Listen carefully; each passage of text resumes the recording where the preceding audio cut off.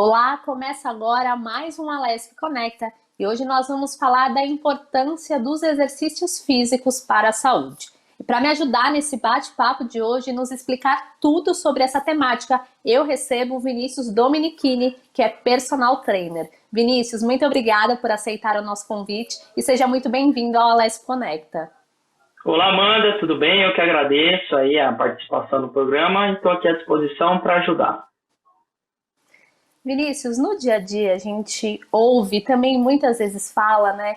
É muito importante fazer atividade física, a gente precisa cuidar dessa parte, mas muitas vezes, né, a gente não entende na realidade o que isso significa e qual que é a importância disso para a nossa saúde. Então, gostaria que o senhor começasse explicando para quem está nos acompanhando por que a prática de exercício físico é tão importante no nosso dia a dia. Maravilha, vamos lá. Inicialmente, é importante a gente salientar a diferença entre exercício físico e atividade física.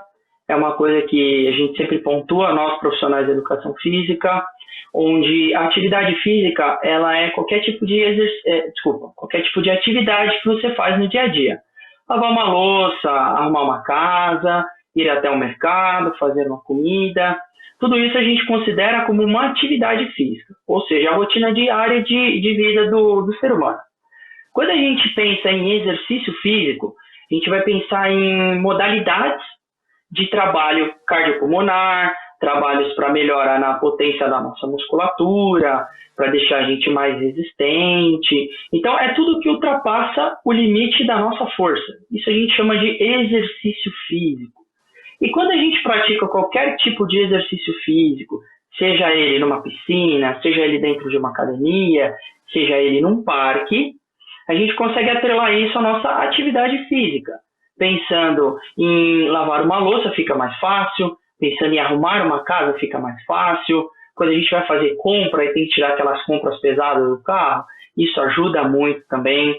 Às vezes a gente entende como uma coisa super simples, mas com o passar do tempo, principalmente na terceira idade, percebemos que vai ficando mais difícil da gente conduzir essas atividades de rotina diária da vida. Quando a gente traz o exercício físico para o nosso dia a dia, isso se atrela à atividade, fica muito mais fácil. Às vezes parece bobeira, mas vale muito a pena a gente iniciar, porque lá no futuro a gente sente essa diferença. E qual é a frequência, né, recomendada dos exercícios físicos no nosso dia a dia, para que a gente de fato possa ter esse desenvolvimento, né, como o senhor citou, de facilitar as atividades do dia a dia, seja aquela ida ao mercado, enfim, lavar uma louça, e também para garantir a saúde? Então, Amanda, antigamente a OMS ela indicava de 75 minutos a 150 minutos por semana, tá? Ainda bem que as coisas foram evoluindo e hoje mudaram. A concepção hoje está de 150 minutos a 300 minutos por semana, segundo a OMS, que é a Organização Mundial de Saúde. Ela é responsável por toda essa questão da nossa saúde, do nosso bem-estar. E isso dá aproximadamente uma hora, se a gente for pensar um treino de segunda a sexta, uns 40 minutos, se a gente for pensar um treino de segunda a sábado. É sempre interessante deixar um dia da semana para descanso, porque o nosso corpo ele precisa de um descanso, tá? Então, você tendo esse trabalho de 150 a 300 minutos por semana é essencial para que você consiga trazer uma diferença fisiológica, cardiopulmonar ou muscular, para o seu corpo. É importante também que a gente ressalte aqui que não tem essa necessidade de se começar com 150 ou 300 minutos, tá? Muitas pessoas têm dificuldade para iniciar um tipo de exercício físico, ou tem muita preguiça, e a ideia é que a gente comece devagar. Então a gente pode começar aí com uns 30 minutinhos, 3 vezes na semana, depois a gente aumenta para 40, aí aumenta um dia na semana. É essencial que você tenha um profissional ao seu lado, e esse profissional ele vai fazer essa indicação de quanto tempo você pode treinar. A gente chama isso de periodização. Então, com isso, você vai conseguindo adaptar sua rotina diária e quando você vê, você já está completando aqueles 150, 300 minutos semanais que a OMS indica e acredito que seja um ótimo tempo de treino aí para a nossa semana. Vinícius, o senhor citou uma coisa que eu achei muito interessante, né? Que muitas vezes, né, como o senhor citou essa questão da OMS, de tentar ir fazer 1 hora por dia, mas que nem todo mundo consegue, tem gente que está iniciando. Então, eu gostaria que o senhor falasse um pouco dos cuidados que são necessários para quem está iniciando, porque muitas vezes as pessoas querem começar já naquele ritmo super acelerado, como se fosse praticamente um atleta. Então, eu gostaria que o senhor falasse sobre os cuidados para quem está iniciando e também, né, de reconhecer o próprio limite e ir dia a dia trabalhando, né, para melhorar o condicionamento, melhorar a saúde. Maravilha, Amanda, excelente questão. Isso é uma coisa que eu recebo assim praticamente diariamente, é o fato de como começar. Nós fomos educados, a maioria de nós, né, fomos educados a ser imediatistas. Ou seja, quer tudo para ontem. A gente não tem muita paciência, né? E isso, principalmente quem mora na Grande São Paulo, que é essa correria, tem esse polo industrial e todo mundo corre para lá e para cá, trânsito o dia inteiro. Então você quer fazer tudo muito rápido. E isso não é o mais indicado. Principalmente quando a gente vai começar a cuidar da nossa saúde. O nosso corpo ele é uma maquininha, a gente precisa entender mais ou menos isso. E a gente, por dentro, é um robozinho. E esse robozinho, ele funciona... como que eu posso explicar? Ele funciona gradativamente. Então, ele vai entendendo o que está acontecendo com o nosso corpo, com as mudanças diárias, e ele vai tendo uma resposta àquilo. Para isso, o corpo ele tem que se acostumar devagarzinho. Isso eu estou falando do fator fisiológico. A gente tem que pensar no fator psicológico também. Mas a gente chega lá, tá? Então, primeiro, para iniciar uma rotina de exercícios, treinos, é como eu disse, a ideia principal é que a gente comece devagar, tá? Um segundo ponto que é crucial é que você descubra o que você gosta de fazer. Porque quando a gente pensa em exercício físico, a maioria das pessoas vão para a academia. Então, eu só penso em academia, musculação, levantar peso, não estou afim, não é uma coisa que eu gosto. Gente, calma. Você tem várias vertentes na vida aí que você pode seguir. Você tem uma linha Mind, que a gente chama, que é yoga, que é pilates, que é alongamento. Você tem uma linha mais power, que você já vai para aulas como bike, pode ser indoor dentro de uma academia ou outdoor, num parque, numa rua. Assim a gente pensa em running também, que é a corrida dentro da academia na esteira, chamada indoor, ou na rua outdoor. Você tem também a piscina, como eu citei lá na nossa primeira questão. Você pode ter natação, hidroginástica, você tem tai chi, você tem lutas, você tem várias vertentes dentro da área da educação física para que você siga uma linha e se acostume com aquele exercício. Então, para a pessoa se adaptar, a primeira coisa é começar devagar. Como eu disse, o nosso corpo é um robozinho e ele vai devagarzinho sentindo essa diferença. Se você vai de uma vez, seu corpo ele toma um susto, você sente muitas dores, você traz muita inflamação para sua musculatura, isso vai te desanimar e talvez você não fique muito bem nas próximas semanas ou nos próximos dias para treinar. Isso dá uma desanimada, né?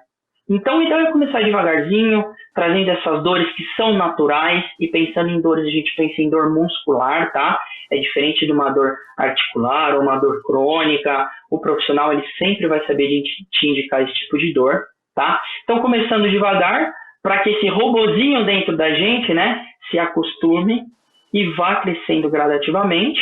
Paralelo a isso, procure um tipo de exercício que te agrade, não precisa fazer uma coisa que você não gosta, até porque o exercício físico, ele não é só levantar o peso, e sim tem várias coisas que você pode pesquisar, é muito simples, e dentro de uma academia, um próprio profissional, ele pode te indicar outros exercícios fora, tá? Não tem problema nenhum. Então, acho que são os 2 pontos essenciais. Você começar devagar, trazendo uma rotina devagarzinho, dia após dia, e a segunda coisa é que você procure um tipo de exercício que você goste e aplique na sua vida. Essa questão de procurar um tipo de exercício, né, que seja mais agradável, e claro que isso, né, é diferente, cada pessoa tem um gosto, de repente uma afinidade com um determinado esporte, mas quando a gente fala em prática esportiva, muitas vezes, né, as pessoas estão pensando só na parte física, mas a gente sabe que isso acaba trazendo outros benefícios. Então, eu gostaria que o senhor explicasse um pouquinho para quem está nos acompanhando como a prática esportiva pode trazer contribuições para diversas áreas da vida e não só pensando realmente na parte física. Vamos voltar um pouquinho então, Amanda, na questão anterior, que eu disse que tinham 2 fatores, o fator físico e o fator psicológico, que eu não citei. Eu já aproveito para citar essa questão e dou continuidade, tá? O fator psicológico, ele é essencial e crucial, tá? Primeiro, como eu disse, tem a questão corporal, que a gente precisa se adaptar aos poucos, como eu já falei na questão anterior, não preciso repetir. E aí, trazendo agora para a questão psicológica, que é fundamental e essencial, é ela que desenvolve e desencadeia todos os processos para o nosso corpo, tá? Porque é o nosso cérebro que vai mandar informação de todos os hormônios, tá? Para os nossos órgãos liberarem e todo esse processo fisiológico que tem dentro do nosso corpo. Então, se o nosso cérebro não está bem, o nosso corpo não vai estar bem. Então, um dos fatores que corroboram para que o exercício físico não seja impactante só para o corpo é exatamente essa parte psicológica. Quando a gente treina, vários processos hormonais são desencadeados dentro do nosso corpo. E alguns hormônios eles são liberados, tá? Essas secreções, elas se dão pela força que você exerce, pela capacidade que você tem de executar os exercícios. É muito difícil no começo. Quando você treina é cansativo, você fica dolorido, mas quando você termina o treino, ele libera um hormônio que é a serotonina e a endorfina. A endorfina, principalmente, é um hormônio essencial e ele é o hormônio do prazer. Então, quando a gente faz o exercício, no final dele, a gente acaba tendo um prazer em cima disso, porque é secretado esse hormônio. Quando a gente tem esse prazer, além da parte física, ela está super bem, a nossa parte psicológica ela fica bem. Muitos tratamentos acompanhados por psicólogos são indicados o trabalho de exercício, tá? Seja funcional, na piscina, outdoor, indoor, como eu já citei anteriormente, todos eles são indicados pelos profissionais, porque através do exercício você libera diversos hormônios que fazem com que você tenha prazer de estar ali. Às vezes você esquece um pouquinho do mundo, dos problemas que você tem e foca única e exclusivamente em você mesmo. Fazendo isso, adaptando essa rotina para a sua vida, você não melhora só fisicamente, mas como psicologicamente. E eu acredito que nesses tempos de pandemia, a questão psicológica ela tem que ser levantada e muito, né? Então o treino ele ajuda muito nessa parte. Vinícius, voltando um pouquinho àquela questão que nós conversamos, né, das pessoas que querem iniciar a prática esportiva, quais são os cuidados necessários, né? Quais são as indicações? Essa pessoa deve procurar um médico para fazer algum tipo de check-up, para ver se ela realmente pode começar nessa prática esportiva. Gostaria que o senhor falasse um pouquinho sobre as indicações para quem quer começar a cuidar mais da saúde. Tá, Amanda, um ponto também muito importante é esse. Tá? Para a gente começar uma prática de exercício físico, é interessante que a gente passe por um médico, tá? Pode ser um especialista, pode ser um clínico geral, não tem problema nenhum. Desde que esse médico faça os exames necessários, ele faça essa análise clínica no seu corpo, também para descobrir se você tem alguma patologia, para você passar para ele essa informação se você tem ou deixa de ter, que a partir disso ele vai prescrever no receituário se você está apta ou não para a prática de exercício físico, tá? Então, consultar o médico é essencial, tá? E essa consulta, ela vai delimitar o trabalho que o profissional ele vai ter contigo, tá? Então, se você tem algum tipo de patologia, o médico vai descrever exatamente a linha que se deve seguir, pode ser por frequência cardíaca, pode ser pelo que deveria ser evitado. Por exemplo, você tem uma restrição de joelho, você passa por um ortopedista, ele vai saber exatamente o ângulo que você pode baixar ou não pode.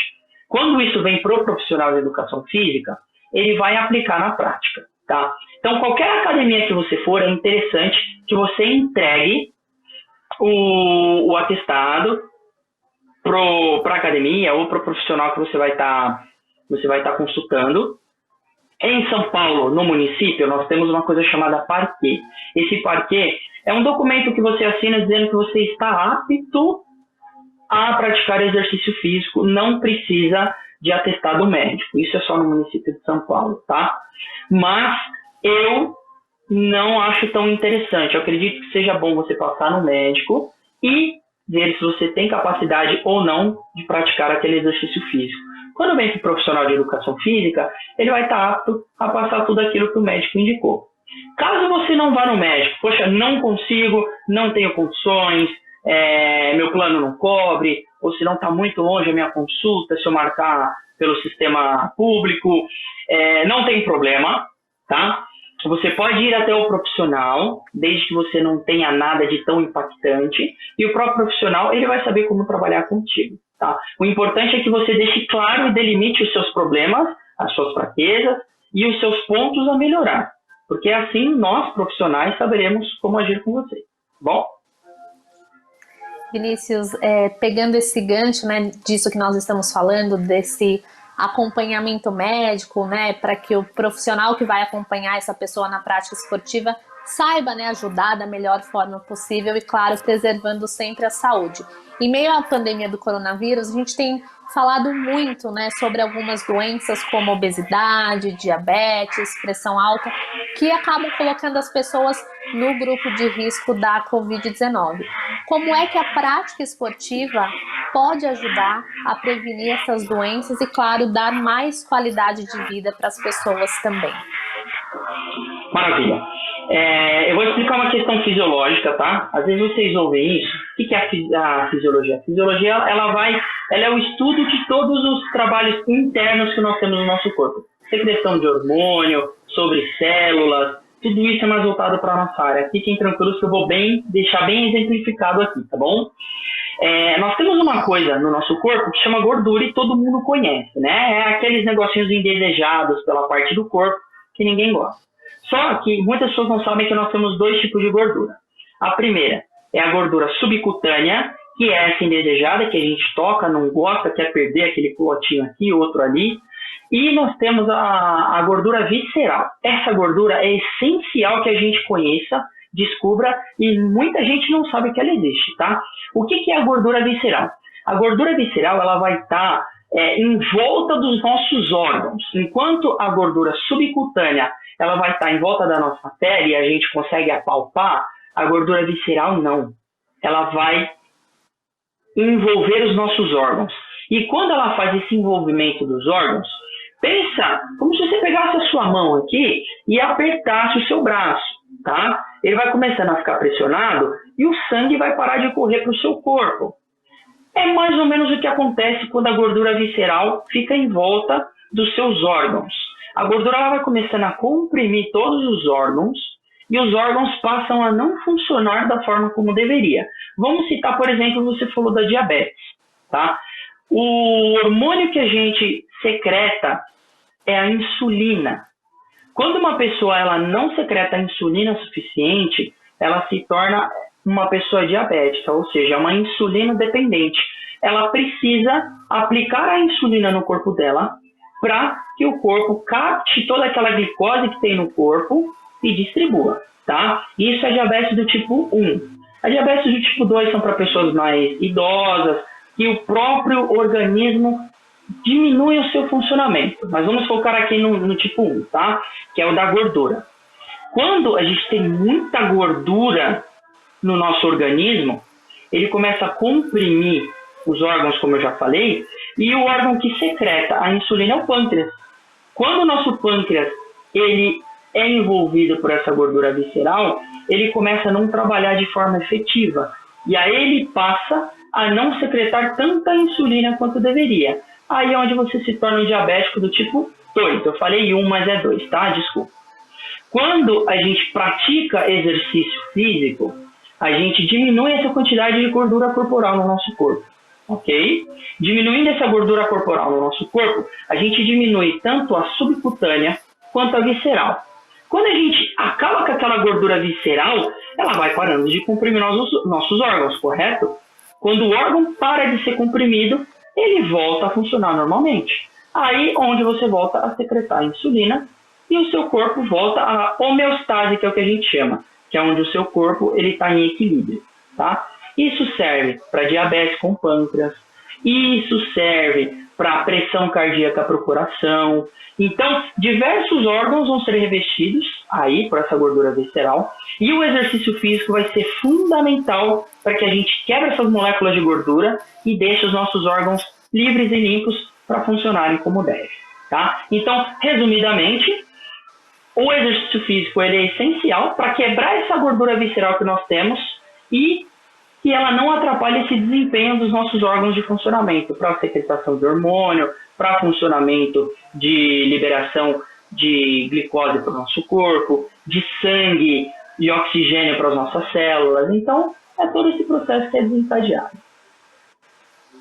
Vinícius, e diante de toda essa preocupação que a pandemia trouxe, inclusive que o senhor explicou super bem essa relação de diabetes, hipertensão, as pessoas passaram a praticar exercícios em casa, né? A gente teve aí um momento em que as academias ficaram fechadas e algumas pessoas realmente, com toda essa incerteza e preocupação que o coronavírus trouxe, começaram a usar o ambiente doméstico como uma maneira de se movimentar. Então, eu gostaria que o senhor falasse um pouco sobre esses exercícios físicos que são feitos em casa, dos cuidados, que são necessários, já que a gente sabe que muitas vezes a pessoa vê um vídeo na internet, quer reproduzir exatamente da mesma forma, muitas vezes uma pessoa leiga que não tem o conhecimento, que não é um profissional de educação física. Então, eu gostaria que o senhor falasse um pouco sobre os riscos que isso pode trazer e os cuidados que são necessários até para evitar uma possível lesão, a pessoa de repente se machucar em casa. Maravilha, isso é uma outra coisa muito preocupante, tá? A gente tem que ficar bem atento quanto a isso. A questão dos blogueiros, tá? Eu não vejo problema nenhum dos blogueiros treinarem, é tranquilo. Desde que eles entendam que eles são vistos como referência na sociedade. Então, eles não podem aplicar treinos se eles não são do corpo técnico, como nós. Isso é bem preocupante. Então, o primeiro ponto é, galera, cuidado com os treinos de blogueiro que vocês fazem. Por mais que eles tenham um acompanhamento do profissional deles, vocês não estão acompanhados por um profissional, vocês estão acompanhados por uma pessoa que está seguindo o treino do seu personal, ou do que ela viu ali na internet. Esse pessoal, a referência, tem que tomar muito cuidado com esses treinos que eles postam, sem supervisão de um profissional adequado ao lado, tá bom? Esse é um ponto crucial. O ponto fundamental também é entender que exercício não é brincadeira.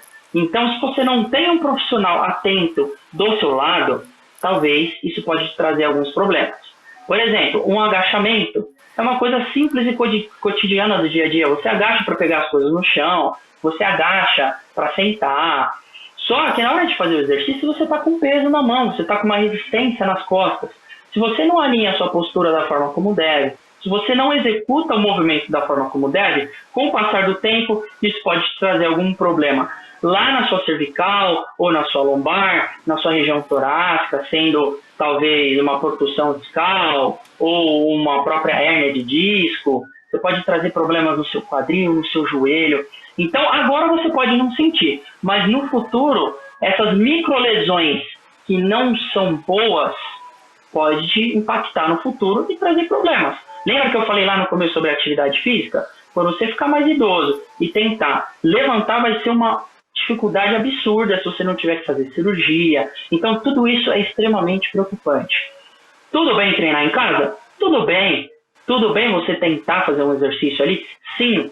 Abra o seu celular, seja em qualquer aplicativo, desde que você veja que é um profissional fundamentado, que ele tem, nós somos do CREF, tá? Então ele é o nosso conselho regional, lá onde nós nos cadastramos e lá onde os profissionais eles são reconhecidos.